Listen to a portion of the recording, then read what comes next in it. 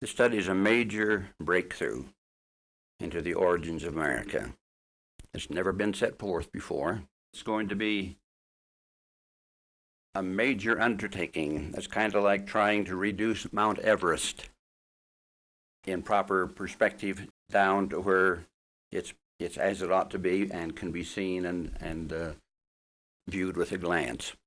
And so it'll take a little time, but we're plowing new ground.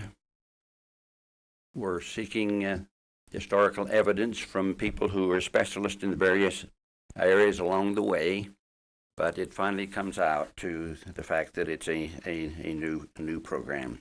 The basic issue is that the scholars and the historians simply have not given proper consideration to the source materials. For example, Charles A. Beard wrote his book on the economic interpretation of the Constitution, which became the authoritative source in American thought. And his conclusion was that the Founding Fathers only wrote the Constitution as a group of propertied men to keep the masses then from getting out of hand. And then you had Clinton Rossiter beginning in about the 1950s, publishing his book on the seed time of the Republic, showing that there were ideological foundations for America. And then more recently, Bernard Bailyn did his major study of more than 400 pamphlets, polemic literature, during the founding period. These pamphlets had never been studied and given serious consideration. And they revealed conclusively that the ideological origins of America go back to mid-17th century England, to the 1640 and the 1650 period. Now, it's a sad thing that the views which the American people have been fed have been formulated on the basis of what the historians and the scholars have not read. Now, this isn't the only example. There are others. And so it's necessary then to make a new effort and see things then in light of the facts of the situation. Now, to begin with, let me just say that the American Republic was the product of an extraordinary revolution that began many years before 1776. The 1830s, about the mid-30s, Alexis de Tocqueville, the noted French student of American democracy, he says this: there's one country in the world where the great social revolution that I'm speaking of seems to have nearly reached its natural limits. And he says it's a fact already accomplished, or is on the eve of being accomplished. And this then is the United States of America. Now, this revolution then is characterized by an inner transforming life. It's referred to as glowing with heat, one term. Another, a strong spirit of independence. Other statements indicate that there was a go-ahead spirit that Americans felt. There was a restless, impatient eagerness of improvement, now up, now down, now over, and that it then was a moving thing within the hearts of the people. One basic product of it was a free and open union that came out after the War of 1812 and the era of good feelings from about 1815 to 1825, when Monroe, for example, was elected to be the presidency with only 2 dissenting votes in the Electoral College. Now, this was a living, dynamic spirit, and it's a different kind of thing than you see in any other national society or people. First of all, this revolution did not have its roots in the classical world. Now, there were those who endeavored to put classical features on it as window dressing, but it didn't have its roots there. No Christian church, Catholic or Protestant, produced the birth of liberty. there was a line of liberty, and Chris will be discussing that with you in more detail. And this line centered primarily in an ardent, continuing desire to return to Bible Christianity. That is the New Testament program. Now, three things then constitute the roots of the single tradition. First, a type of living faith such as Christ taught. Secondly, the Holy Spirit has a literal, influential power in the lives of people, and they so testified in the most solemn and positive terms that it enlightened and transformed their lives and produced within them a spirit of liberty and of freedom, a spirit of open union. And on the basis then of that inner transformation, then they brought forth free principles, free ideology, and on the basis of that free ideology, then they brought forth the free forms of society, both social and political. The third factor was that they took a look at the principles and the teachings of the New Testament church. So those three things are the source of liberty. Not classical literature, not secularism, not humanism, not philosophies. Those three things are the source of America, and that source is historically solid and firm and simply cannot be moved if you take the evidence then for what is there. Now, let me quote, for example, from a few people who were on the scene. Patrick Henry makes this statement. He says, "It cannot be emphasized too strongly or too often that this great nation was founded not by religionists, but by Christians." He says, not on religions, but on the gospel of Jesus Christ. Now that's Patrick Henry. The Reverend Jonas Clark made this statement. He says, "The gospel of Jesus Christ is the source of liberty, and the soul of government, and the life of the people." Now, while these are representative statements, and I could quote many others, the question needs to be asked, did the two major minds of the Revolution, John Adams and Thomas Jefferson, what did they think about it? How did they view it? And I'd like to give you the statements from them personally. Adams, in a letter to Jefferson, voiced a strong conviction that the causative factors which gave birth to American independence were, and I quote, "the general principles of Christianity." He explained, "These were not the general principles, institutions, or systems of education of any church or of the philosophers. Instead," he says, "the general principles on which the American fathers achieved independence were the general principles of Bible Christianity. That is, the transforming truth and spirit that they found within Bible Christianity." And then he makes this statement, and he does it in a very solemn way. He says, "In solemn testimony, I will avow that I then believed and now believe that those general principles of Bible Christianity are as eternal and immutable as the existence and attributes of God." And then he makes this concluding statement, for example, if Americans were to make further growth and development along the true line of liberty, he says they would have to build on the divine and eternal elements that gave birth to this nation. Now that's John Adams. Now here's Thomas Jefferson. A lot of people have twisted him and made him in various different forms and images historically. Jefferson declared that he was happy in the prospects of a restoration of primitive Christianity. I think he got his idea, maybe at least support from it, from Isaac Newton. Sir Isaac Newton wrote a book on the prophecies, commentaries on the prophecies of Daniel and of John the Revelator. And in the course of his discussions, then he talked about the universal apostasy from Christianity, and he talked about the restoration of it and cited Bible prophecies, for example, like Daniel chapter 2 verse 44, where the rock will be cut out of the mountains without hands, and John's revelation in chapter 14 about the angel flying through the midst of heaven. And the copy that's been published of that book is the copy that Jefferson owned.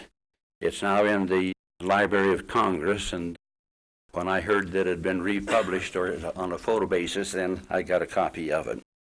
But Jefferson then believed and hoped for a restoration. He says this: the Mosaic code of the Old Testament laid hold of actions only. He says, by contrast, the enlightening powers of Christianity, which Jesus taught, erected his tribunal in the region of his thoughts and purified the waters at the fountainhead. Now, like Tocqueville, Jefferson beheld a dynamic spirit among the American people that was unique as he saw it. Authorities writing, for example, on the Virginia Declaration of Rights and the Declaration of Independence maintained that both of these, and I quote, assume an active, self-reliant society, not constituted or shaped by government action, but capable of spontaneous organization. And they assume that this society is in some sense a society of equals. Now, those two documents, as you know, were formulated by Jefferson.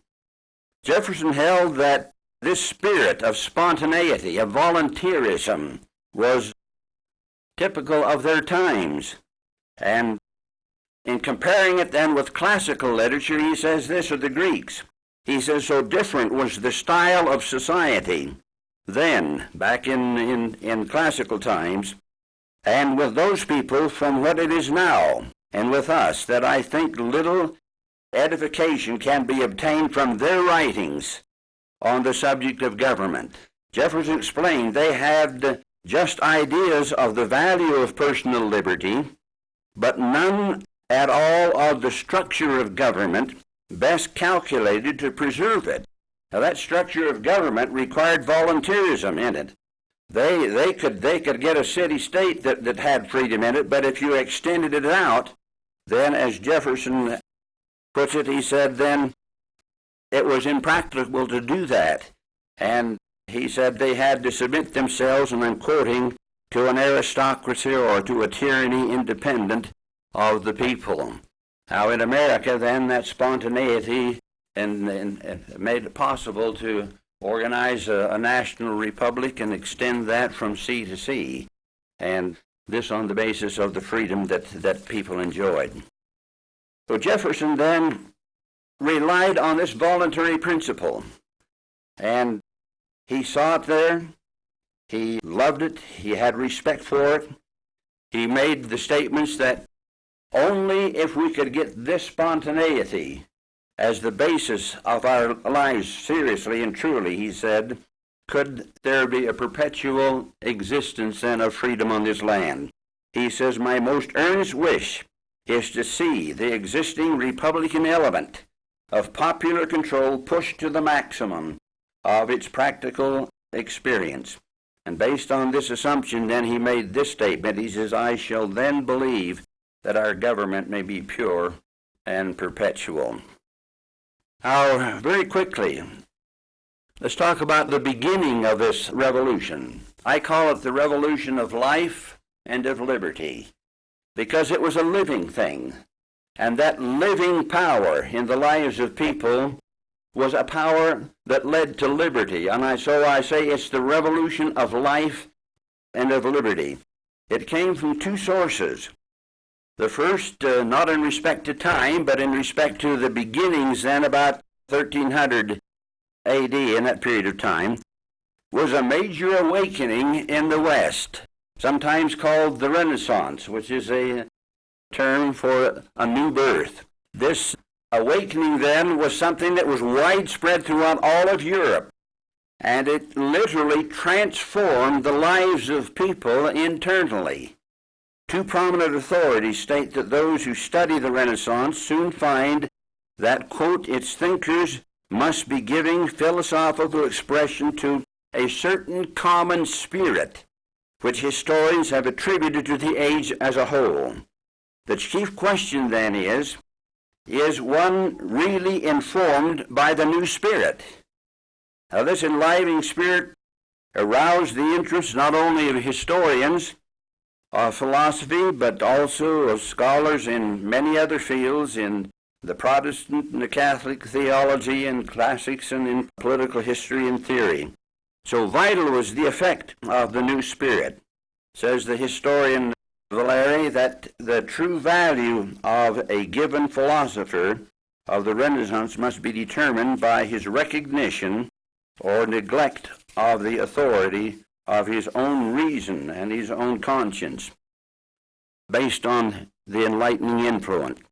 While earlier writers felt to take Aristotle and Plato and so forth as authorities, this new spirit changed that. As one writer put it, when the hour of regeneration came, the new spirit forced its way through Aristotelians, Platonists, and all the labyrinths of the schools, and thereupon initiated translators and commentators began gradually to pulsate with new life and to follow a new path. So central and distinct was this transforming power that historians failed to find a simple and satisfactory definition for it. There were no, you can't find any natural causes for it. It just came out of the blue, and they don't know where it came from, and they're perplexed about it. One, for example, popular history text in writing of this awakening says precisely why all this took place, when and where it did, is still a puzzle. After 500 years, it's still a puzzle. We haven't really found it out. First source then is this enlightening power, and it transformed and changed people. And the Renaissance then consisted from the 13th, 14th, 15th, hundreds on up to about the 1600-year period of time. Now the second source is that even from about the 2nd century of the Christian era, there were people who were endeavoring to get back to Bible Christianity. Some of them had more success than others, but most of them were suppressed and the movements didn't go anywhere. But when the awakening took place, that gave a grounding and a foundation for it. And with its grounding and foundation, then they turned back to Bible Christianity and really studied and analyzed it. And they found, for example, that the thing that distinguished the ministry of Christ from the ministry of John the Baptist was that Christ was going to baptize people with the Holy Ghost and with fire. That's the difference. And every one of the Gospels makes that point of emphasis. And then they found that, for example, that the official program was a program of new birth, as Jesus said, to be born from above to see the kingdom, and enlightenment from above, and then be born of water and the Spirit to enter into it. And that system and that program then, they saw, did not continue after the 1st century, on into the 2nd century a little while, but not further than that on through. And as a result of it then you had a different tone of things to Christian thought, and a different tone of things in Christian faith. The whole thing then finally came to the point where, with the Renaissance and so forth, then those people who tried to make progress in the direction of getting back to Bible Christianity had a basis to do so. So those are the two things then that we need to focus on. So one, the idea that there was a continuous revolution. It goes clear back to the 1300s. It comes on through various lines and developments, and it is motivated by two things: the awakening power of the Western awakening, and secondly, by the fact that when people read the Bible with faith, they felt an illumination of mind. They felt a living truth that came from the Bible. And those two spirits of the Renaissance and the Bible combined together, and they formed the basis then of the revolution called liberty, and of the line of liberty. Those are the things that we're going to be working on, and we'll turn the time then to Chris for his presentation on it.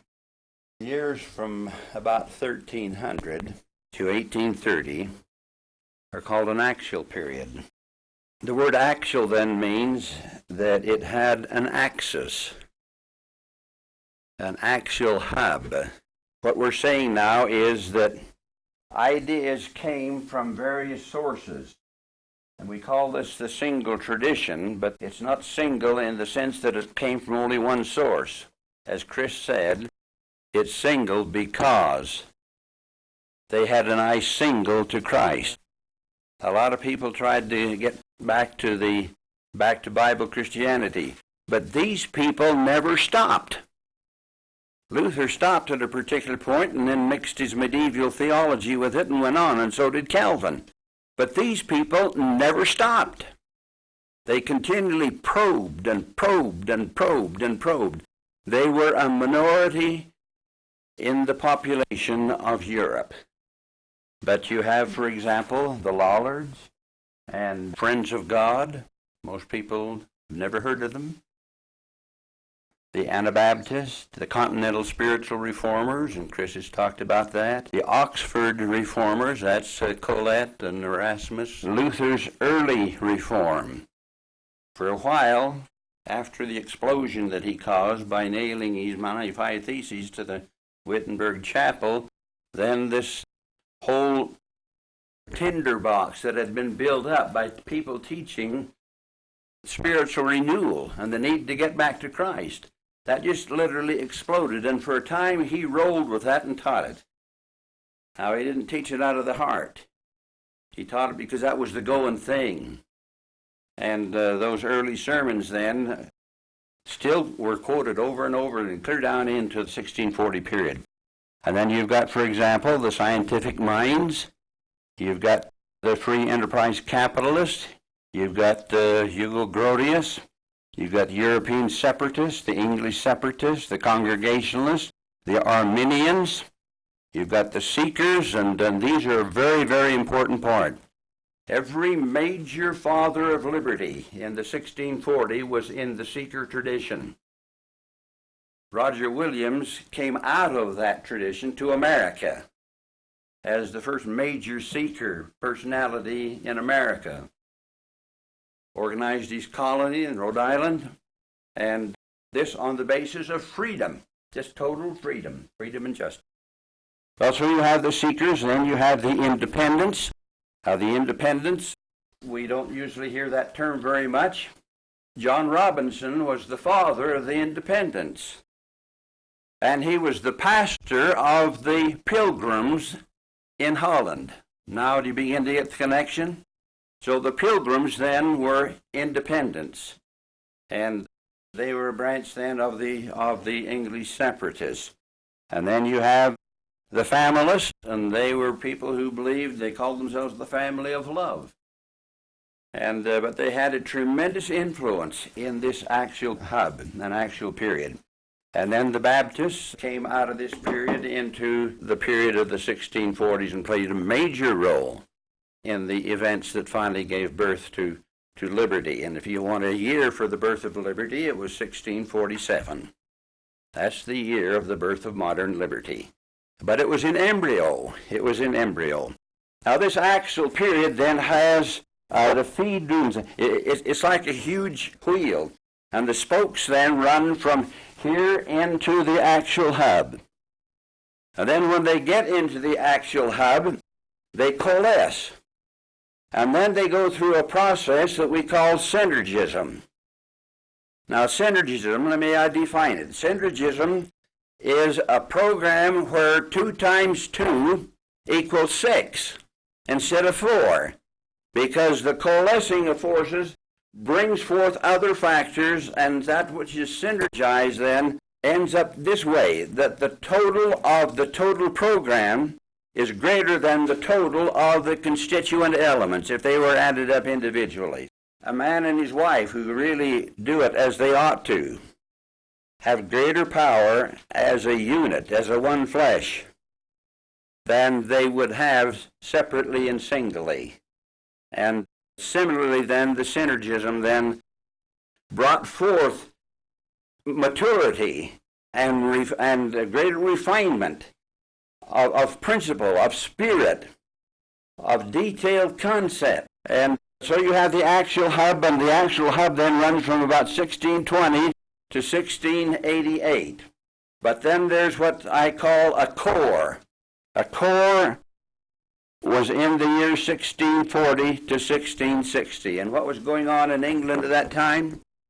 Well, that was the time of the English Revolution. That's the time when the Puritans, bless their souls, finally had enough of Charles I and came out in open rebellion against him. That's the time when a man by the name of Oliver Cromwell rose up as a captain of a battalion of horse, as they call them. And he went out and recruited people to his cause, but he didn't take everyone in.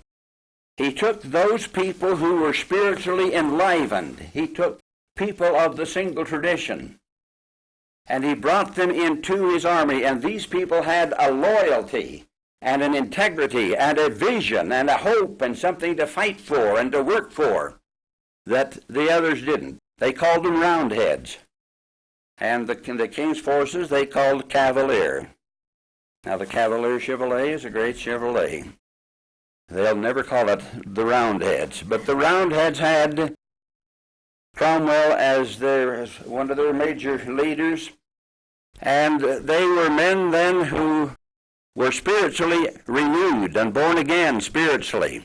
Now they couldn't go through the full program of spiritual rebirth, but they could be born from above to see the kingdom. They could get a testimony of the New Testament by the Spirit. They could get the Holy Ghost by the Spirit. And they knew that. They knew that. And they talked about it. And that was the mode of conversation. And they never just dreamed it up and imagined it. That was deep-centered in their beings. And yet, they didn't have, many of them then, the clarifications necessary to see things with maturity. And so you have schisms and groups and that kind of thing. But you have this actual hub. Now, these ideas having come in, as Chris talked about, they came in from the single tradition. Single, I being single. And single in the sense that they go back to a single source. That single source is New Testament. Then the liberty is born here. And then out of this actual hub, then, ideas flowed. And you have the ideas of John Milton. His great Areopagitica is the classic statement on freedom of the press. And he wrote that for what reason? To establish a basis of freedom so people could have the freedom to gather up the fragments of Christianity and put them together again and get back to Bible Christianity. That's why he wrote it. And then you have Algernon Sidney. And he was a part of the revolution, but he was so much a threat when Charles II came back and the monarchy was reinstalled in 1660 that they just literally engineered his martyrdom. And he lost his head. But he had written a document about the ideas that were generated here. And that document later, when it was published, became the Bible of American Revolution. Came right out of that period of time. And then you have the English Commonwealthmen, and this is a group of men, 3 generations of them, beginning in the actual hub, and then perpetuating themselves down for 3 generations, and the 3rd generation hit the American Revolutionary period. And the 2 prominent people in them was John Trenchard and Thomas Gordon. They wrote Cato's Letters. If you haven't read them, you've missed some tremendously good things. They wrote a serial called The Independent Whig. And they picked up this whole theme then of reform. And that whole theme then was based on the idea that Christianity had been seriously perverted, if not totally lost, and that organized religion was not free in its basic program and in that which it was doing. It fostered repressing of the individual. And they published that literature, and while it didn't get anywhere in England, it was literally devoured by the American colonists. And that's the thing that Bernard Bailyn found out when he went back and studied those tracts of the polemic literature of the Revolutionary period. He found out that the people that the American populace then read and respected most were the English Commonwealthmen. And then out of that period comes the great John Locke with his two treatises on government. And Jefferson was so familiar with that when he wrote the Declaration of Independence, he quoted passage out of passage of it without ever even having to consult it. And that was the political text of the American colleges at that time. And then you've got Sir Isaac Newton, who wrote more on religious subjects than he did on science. The only problem is the religious stuff hasn't been published, except for that one book I mentioned. He was a classical mind in history, and as well as in science. And his ideas then were highly influential in regard to promotion of freedom and dignity. And then you've got Count Montesquieu, then you've got Roger Williams coming out of that, Anne Hutchinson, the Great Awakening, and we'll say more about that later, Adam Smith, Blackstone, and these legal things. All of those ideas come out of here and feed into America. And at the same time this actual period is going on, the colonization of America is going on. And while that was the most repressive time in the history of the English monarchy, and people were glad to get out of England because of oppression, the fact that there's one cause to get out doesn't deny that there was another cause, and we'll be getting to talk about then the real reason why they came, and these are spiritual reasons. If you look at that period of time, 1620 to 1688, and that brings us into the glorious revolution of England, where John Locke, which he wrote to defend, but the core area then, the 1640s and 50s, where things were really born. The age of the 1640s and 50s, this core period, is spoken of as a time, quote, of assimilation and recuperation, which included a gathering up of the ideas of men and resources for a wider human effort. And that's where the synergism comes in. There's a wider and a more mature human effort. This new pattern of forces and orientations was so fundamental that the historian James Hastings Nichols states, quote, the developments of the last 300 years have been relatively superficial readjustments. Liberty was born there. America was born there. And it's just a matter of unfolding it. And it took 300 years to really do that, bringing it up to around the 1950 period of time.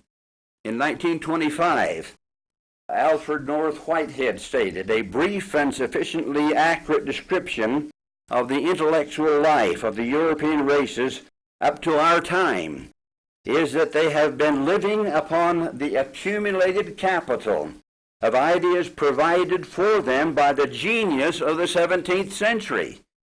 It is the one century which consistently and throughout the whole range of human activity provided intellectual genius adequate for the greatness of its occasion.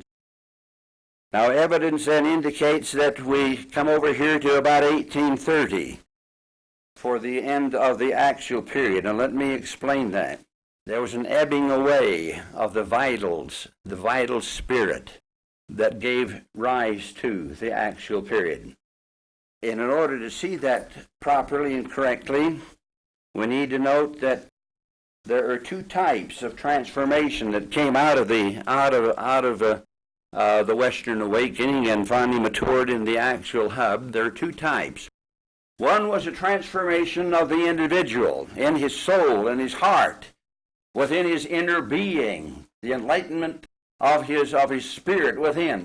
One was a transformation in that sense.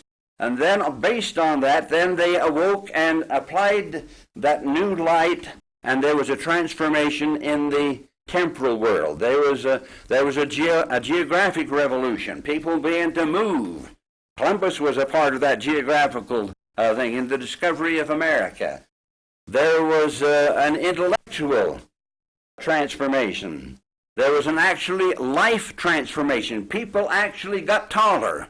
And you can cite historical evidence to that effect. John Adams, as Chris has said, studied that and came to that conclusion. And you had various kinds then of transformation. Now when it comes over here to the 1830 period of time, then that doesn't mean that there's no further advancements from that point on. There were significant advancements in the sense of the application, the ideology, and the forms of liberty to other peoples. The blacks, for example, get into the show and get freed from slavery. And then you talk about what's going on in the modern technological revolution that we're a part of. But the point is that this basic core in the hearts of people, that's one thing. And then the other thing, which universities get on and which government agencies get on and promote the scientific research, that then has blossomed. But it's left us then in a situation where you have a tremendous development on one hand, and we're on a collision course with chaos on the other hand, by the reason of the moral and spiritual deterioration. Now let me turn, for example, to two historians, Neil A. MacDonald and William Y. Elliott, in their book on the Western Political Heritage. Speaking of the 1830 period, they said this: there was a change of temper on the continent. In politics, Fichte, in Germany, had given the philosophic groundwork for that ruthless nationalism of which Hitler became the legitimate heir. Hegel, in his dialectic process of evolving reality from the world of the spirit, nevertheless talked in terms of the conflict between thesis and antithesis as the nature of the historic process before the synthesis of their resolution of forces. In the European world that was to dominate human history for a considerable period, the fundamental doctrine of liberalism, i.e., the natural identity and harmony of self-interest, gave place to a world of struggle, which Nietzsche was to describe in terms of repudiation of Christian morality through the philosophy of the, quote, Superman, end quote. The intellectual climate in a great part of the world was changing, emphasizing the more direct and animal qualities of human nature that Hobbes had emphasized, including the lust for power. Now, as you come over here then in Europe, you have the seeds of fascism. You have the seeds of communism. You have the seeds of Nazism. All of those in the period from 1830 on up to about 1860 or so. All of those are born in that theory. And they're born based on class conflict rather than free and open union. And then in America, you have the era of sectionalism, where East was against West, North was against South. And the devil theory of the American Civil War then comes into being as the basis for it, that they just got hell on their necks, if I can put it that way, and fought over things. And then you have with that then yellow journalism, and then lynch law. Meantime, where universities get on the thing and where government agencies get on it, then you have a continued blossoming then of discovery and of insight and understanding. But where the problem then lies is in the death then of the spiritual and the ethical, despite our best efforts. Now, for example, in early America, the 1657, the early people of New England had to back off from their covenant-based society to what they called a halfway covenant. They didn't have the spiritual steam in their system to promote it. And then you have a situation where after 1830, you never find a religious organization based on covenant. I was talking with a prominent minister in southeast New York once on that, and he made that comment himself. He says there was never been a system, a religious system after 1830, any kind of basis in covenant. Now, covenant then assumes the enlightenment of the individual. It assumes that that he's transformed, that he lives outside himself in service to others. It assumes that he's getting something up here that enlightens his mind, so that he looks at another person and says, there's an equal. He's equal in dignity and in personal value to me. And then the only ideal, or the only system on which you can base society then, is not just freedom, but it's covenant, mutual covenant. and unite people then by the bonds of mutual covenant and mutual love. And that idea then began to emerge, covenant society, back with the birth of the Western Awakening. You don't see it in the literature before that, but after that, then you begin to see it. That's the actual period. And there are things that led into it, and let me just say a few things about that. One of them is what can be called a new Christian individualism. Ernst Terrelch, who Chris has quoted, one of the prominent authorities on the social aspects of Christianity, puts it this way. He says this new individualism was purely inward, ethical, and spiritual. And it was made possible, he explained, quote, by the revelation of the Spirit of God, which the people received from him. That's how they got that individualism. He says, this individualism is wholly self-contained, rising from the belief that man is called to fellowship with God or to be a child of God, which confers a sense of eternal values on the individual. Now, this New Testament individualism, he says, includes personalities who are equal. All are alike, infinitely precious, and all are included with the same intensity because the spirit of the principles penetrates into the very center of men's hearts. Now, that's their words on the thing. Individuality is not lost, but it's enhanced because the light and the truth that you get then from God through Christ, by its nature, is independent. Light stands on its own foundation. Truth doesn't need any supporting basis. And when a person is filled with light and truth, that individual then who surrenders his soul to God doesn't become a being then dominated by arbitrary influence. He gets into the realm of love, pure love, that kind of love called charity. And that kind of love called charity seeketh not its own and vaunteth not itself. And Christ then gives that love to us.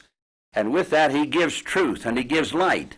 And the great challenge then is not to grow up and be a free, independent man of yourself, but rather to be free and independent in Christ and mature and develop in that way.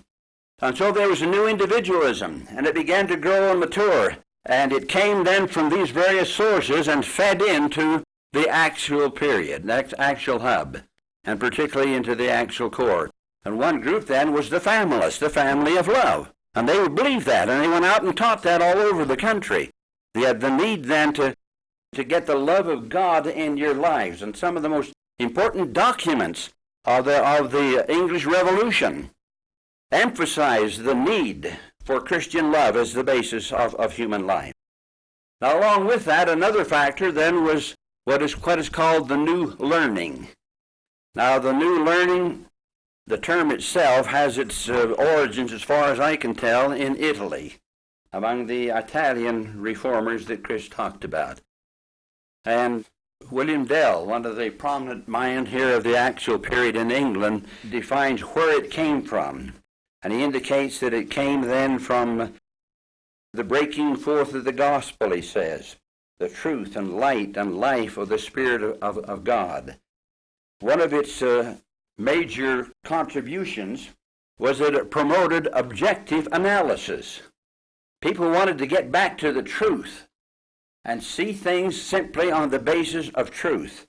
Lindsay puts it this way. He says, Lindsay notes that there was an essential connection between the vitality of religion and science, and that the new movements in religion and science signaled the beginning of the modern world. Now, this is spiritual, but it's not just religious. It affects all aspects of it. In fact, it said then that it applies to all aspects of society. And it spread then from Italy on up into Europe, and you could find it in little enclaves of the universities.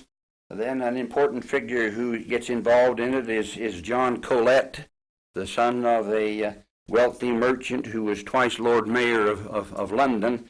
And he went to study in Italy in 1493, just the year after the discovery of America. He came home imbued with the idea of the new learning. And he held a series of lectures at Oxford, and the whole university community came out.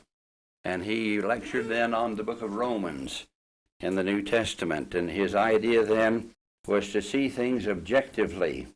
And as he did then, he established a whole new mode of thinking for that day. His objective methods were virtually novel, scarcely known to England, and very little elsewhere. And so he's a part of that. And then Erasmus picks up on that objectivity. And that objectivity then is built and developed so that men like Hugo Grotius, who set forth the laws then of international relations, he comes out of that background, and he's imbued with that spirit then of objectivity. And another major figure is the French scientist and mathematician René Descartes. His ideas then of objective thinking come right out of the background of the new learning, and that was just all over Descartes in his day. And as a result of it then, he laid the foundations of our present physical science. Now, let's come briefly now to the period of the English Renaissance, to the hub itself.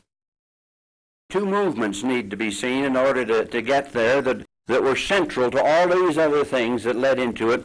Two movements, one in England and the other on the continent. The one in England was the separatist movement, begun by Robert Harrison and Robert Brown in the 1580s. And the other then was the continental spiritual reformers that Chris has talked about in Europe. And in the separatist movement then, Robert Brown wrote a book entitled, "A Book Which Sheweth the Life and Manners of All True Christians." And in there he advocates not only a democratic church, but he advocates a democratic government. And he was the first man I ever know of in history then who did that. He gave birth then to those two ideas. He said, he taught, for example, that both church and ministers and civil magistrates must receive their authority from God, and also by the consent and agreement of the congregation and the people. Now that idea then is born in the separatist movement. It's developed through other leaders. John Robinson then embraces the same idea. The historian John Whiteley concludes, he says, here we have the enunciation of those theocratic ideas that gave rise to the democratic ideas of New England. And so they're born there, and the English Renaissance then becomes a highly significant period of time, and it was one of the most momentous epochs in British history, beyond question one of the most momentous and dynamic periods in the entire range of English history. That period of time from 1640 to 1660.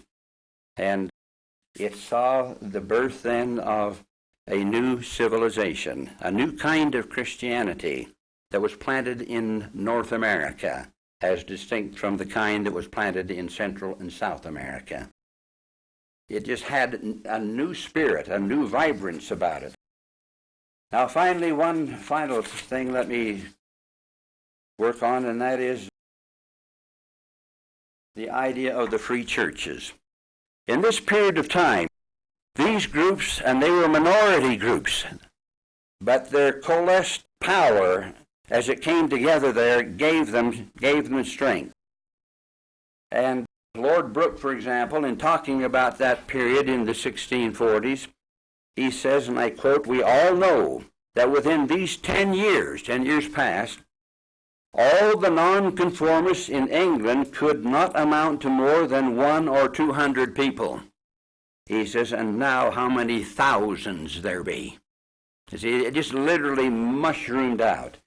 And Lindsay, for example, has this to say, that the modern democratic theory was first voiced in the declarations and pamphlets of members of free churches. I only go back to free churches in this period of time, and with those mushrooming of ideas, there was over 200 free churches that just sprang into existence. And they sprang into existence on the basis that they had what they called the Holy Spirit in their lives. And it was a spirit of life and of truth and of light and of respect for each other.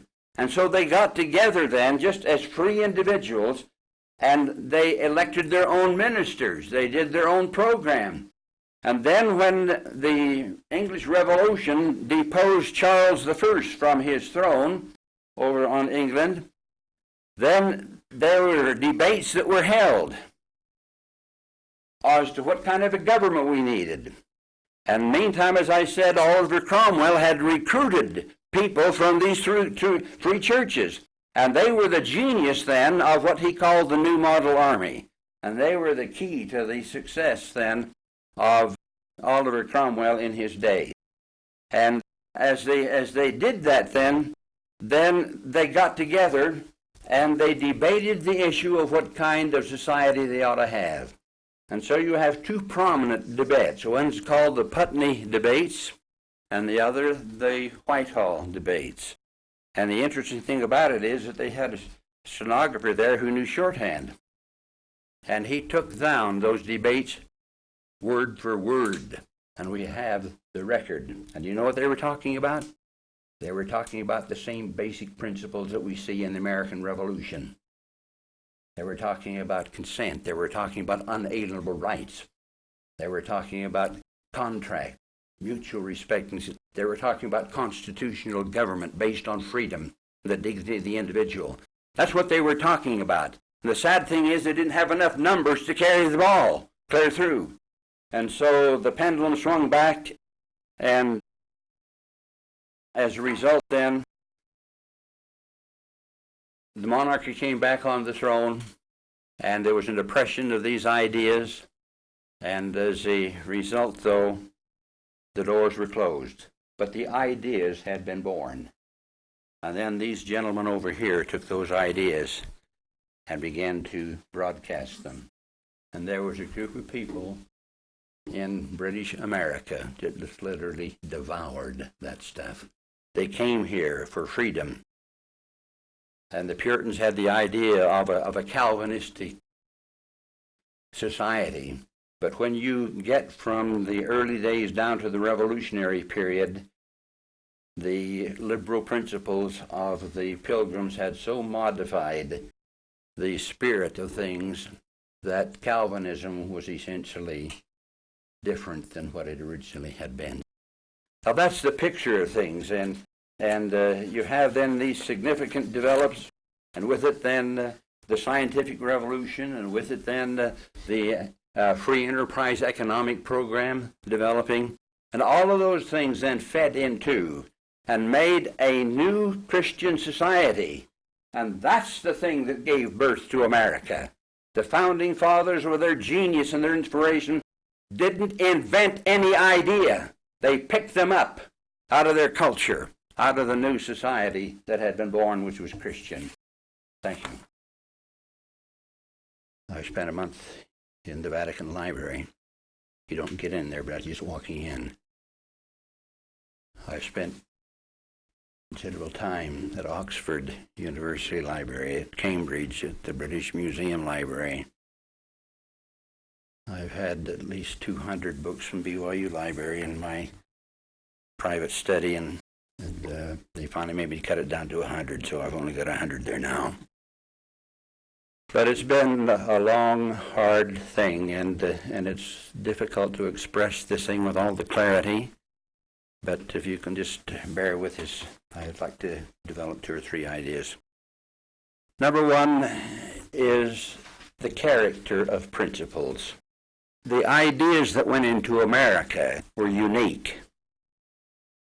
They originated by the light of the Holy Spirit in the lives of people, and they bear the mark of their Creator.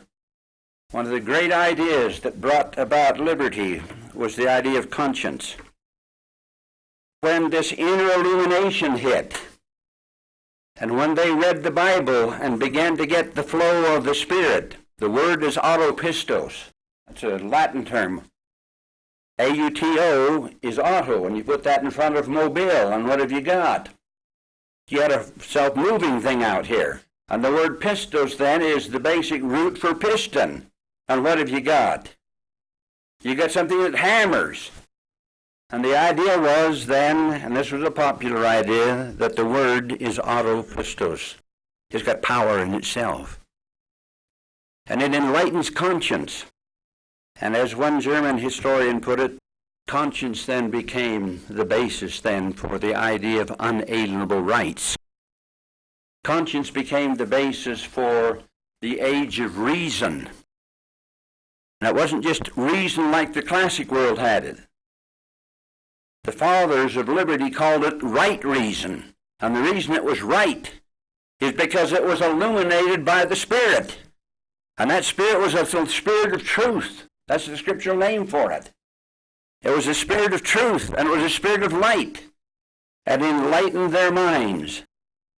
And as a result then of this, then an age of reason came, and it lasted clear on up to about 1825, just about the time, the end of the actual period of time. But it wasn't just humanistic reason. The character of it was spiritual. Now the same thing then was true of unalienable rights, and I prefer the term unalienable than the more popular term inalienable, which is a softening of the term. Unalienable means absolutely unqualified. You can't get rid of them. You've got them. And they came from God. It's like, for example, George A. Sabine said, the interest and distinctive features of the leveler philosophy, for example, the group here in the Axel Hub, is the new form which it gave to the ancient concepts of natural rights and consent. They look different. They breathe different. Their character is different. And America then was born of unique principles, not just of the gathering of ideas from the Greeks and the Romans. America was born of new ideas that were new in character. Sabine says they interpreted the law of nature as endowing human individuals with innate and inalienable rights, which legal and political institutions exist only to protect, and they construed consent as an individual act, which every man is entitled to perform for himself. Now those are the ideas. Now let me just rush on. You had then the ideas of conscience and of unalienable rights, and they all then came from God. And they are all related to that inner illumination that people felt. That brings forth the idea of unalienable rights. That gives you the idea of covenant society, because that inner spirit transforms and you begin to live outside self in service to others, and you begin to feel the love of God. And the only social instrument that can satisfy that kind of impulse within is the principle of covenant, where you freely join on the basis of stipulated requirements that guarantee your freedom, and then you act in the sense of brotherhood, in justice and equity for each person. Now, having said that, these ideas then came into America, and they made America a unique nation. A unique nation, different than the Greeks and the Romans. Now, when we talk about the colonization of America, the same spirit moved then the colonists to come here. They came here because they responded to inner spiritual motivation. For example, the early colonists said, we go to practice the positive part of church reformation and to propagate the gospel in America. Now, that positive part is that inner spiritual thing. The Pilgrims migrated first to Holland and then to New England. This migration was carried on, Troelt says, and I quote, in the interest of their mission to found a purely democratic church. And then he goes on and explains the statement that the church is governed not by man, but by the Spirit of Christ. Is only another illustration of the influence of a preeminently spiritual type of thought upon the whole. Let me just say a word about the New Jerusalem. This idea then wasn't just an ethereal thing. The New Jerusalem then was conceived to be a practical Christian society based on free individuals and bound together by mutual covenant. And they understood that it was going to be built before the second coming. They read the 102nd Psalms, which says this, "When the Lord shall build Zion, then he shall appear in his glory." And when they came here then, they came with the idea of establishing that ideal. For example, the historian Christopher Dawson explains, he says, "The modern Western beliefs in progress, in the rights of man and the duty of conforming political action to moral ideals, whatever they may owe to other influences, derive ultimately from the moral ideals of Puritanism, especially separatism, and its faith in the possibility of realizing of the holy community on earth by the efforts of the elect." They were shooting for that, and they were going then to establish this order of things on earth. Here, for example, was Edward Johnson, a first-generation layman, who declared that God would erect Mount Zion in the wilderness.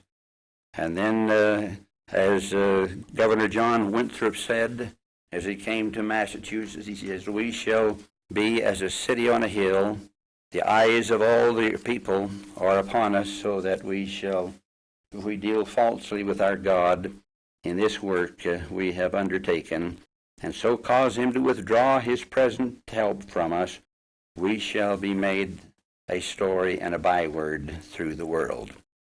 Now, you have men like Roger Williams talking about Zion, and you have others. But let me just pass them by and come now to the conclusion area of what I would like to present. And that's to talk about the founding fathers in their day and what they hoped for. When they got the Constitution established, that wasn't the end for them. They had the ideal that there was to be still two revolutions. The first was the spread of civil, political liberty, justice, and equity from the new nation to other areas of the world. That was their ideal. And the second, then, was the further spiritual renewal of the individual, the family, the upgrading of society by a greater unfolding of the spiritual truth leading to Bible Christianity, and eventually they hoped to a restoration of Bible Christianity. David Austin put it this way. He says, "It seems no unnatural conclusion from ancient prophecy and from present appearances that in order to usher in the universal dominion of our glorious Emmanuel, as predicted to take place and usually called the latter-day glory, two great revolutions are to take place. The first outward and political, the second inward and spiritual." Said he, "This first is now taking place. Its happy effects we in this country already enjoy. And oh, that the Lord would graciously put into the hearts of his ministers and churches, of all now under the dominion of civil and religious liberty, to begin the second revolution, that which is inward and spiritual." And then he makes this statement, "Behold, the first revolution, though through the agency of the hero of America, who he calls Christ, then, why not then now begin the second?" And then one final idea. They didn't think that the great second coming of Christ was going to take place in their day. They put it 200 years in the future. They read the book of Revelation, where John sees a book sealed with 7 seals. They interpreted each seal then as a 1,000-year period of the earth's temporal existence. And they understood from the book of Revelation that Christ will only come after the opening of the 7th seal, in the 7th seal period of time. They viewed things then on that basis. Writing in 1793, Samuel Hopkins placed this era at about 200 years from the end of the present century. He goes on and says, God has given us the victory and ratified the peace and independence of America, but we are not to conceive this the ultimate object in the divine plan. He has done it in subserviency to the glorious scheme of the gospel of redemption. And then Brock Blank explained empires, learning, and religion have in past ages been traveling east to west, and this continent is their last western heritage, the great Pacific Ocean, which bounds the west, a western part of the country, will bound their future progress, or the further progress in this direction. And then he makes this comment. He says, here then, out here in this vast region of the west, here then is God erecting a stage on which to exhibit the great things of his kingdom. The stage is spacious, the territory extensive, such as no other part of the globe can equal. We may expect God's greatest works out here in the west, this great region area. He says, and no doubt this interesting revolution of American independence, that is the one that's just been completed, is a leading step. The world is far advanced in age from prophecy. It is apparent that the latter-day glory is at no great distance. And when we consider about 3,000 miles of western territory, the most fertile part of America, yet uninhabited, can we suppose this vast region designed merely for beasts of prey? Or may we not rather suppose this is the wilderness and the solitary place that shall be glad, and the desert that shall blossom like a rose? Thank you.